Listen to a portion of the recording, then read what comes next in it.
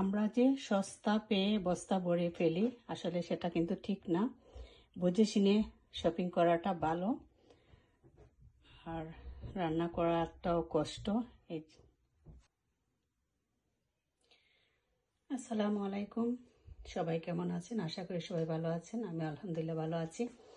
আজকে রান্না করতে গিয়ে যেটা পেলাম, অনেক দিন আগে একটা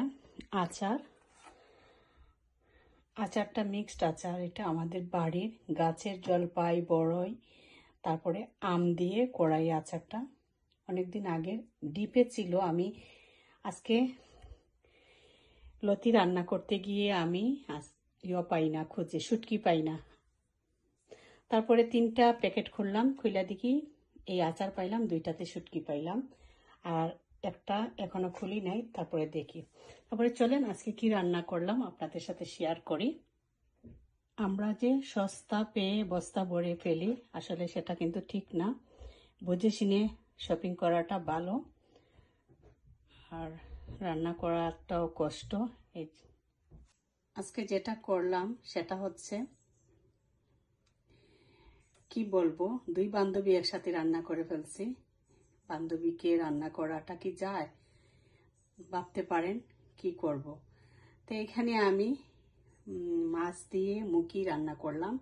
বান্ধবী বললাম মুকি আর লতি একসাথে রান্না করছি, এই জন্য। তো ভাববেন না মাছের সাথে লতি দিয়েছি, না, মাছের সাথে লতি না, লতি আলাদা রান্না করছি, আর এখানে মুকি আর মাছ দিয়ে রান্না করছি। এই যে এখানে হচ্ছে 2 বান্ধবী রান্না করছি। 2 বান্ধবীর সাথে কিন্তু চিংড়ি মাছ আর কাতল মাছ দিয়েছি, আর লতি প্যাকেট নিয়ে আসছিলাম। এই যে সেল। আসলে আমরা বুঝে শুনেই শপিং করাটা দরকার, কারণ সস্তায় বস্তা ভরা। কি করব। আমার ভিডিওগুলো ভালো লাগলে একটা কমেন্ট, একটা লাইক, একটা শেয়ার, একটা সাবস্ক্রাইব করে দিবেন প্লিজ, কষ্ট করে একটু। তো দেখেন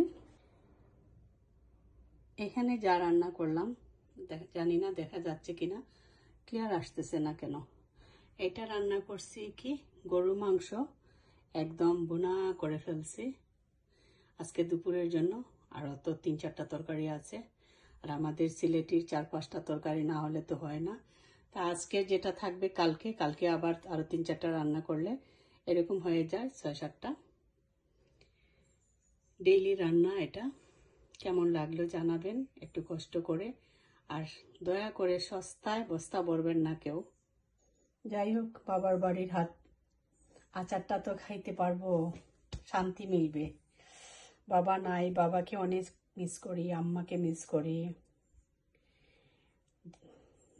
যাব বলে দেশেও যেতে পারতেছি না। ইনশাআল্লাহ কবে জানে যাই, আল্লাহ যেদিন আমাদের ডাক দিবেন সেদিনেই যাব বাংলাদেশে।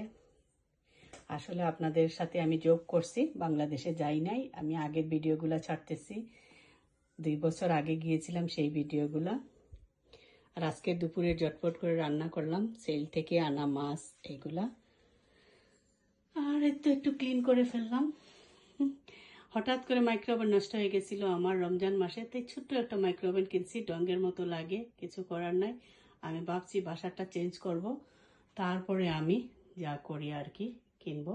সবাই ভালো থাকেন, সুস্থ থাকেন, নিরাপদে থাকেন। ভিডিও দেখার আমন্ত্রণ রইল আপনাদের কাছে।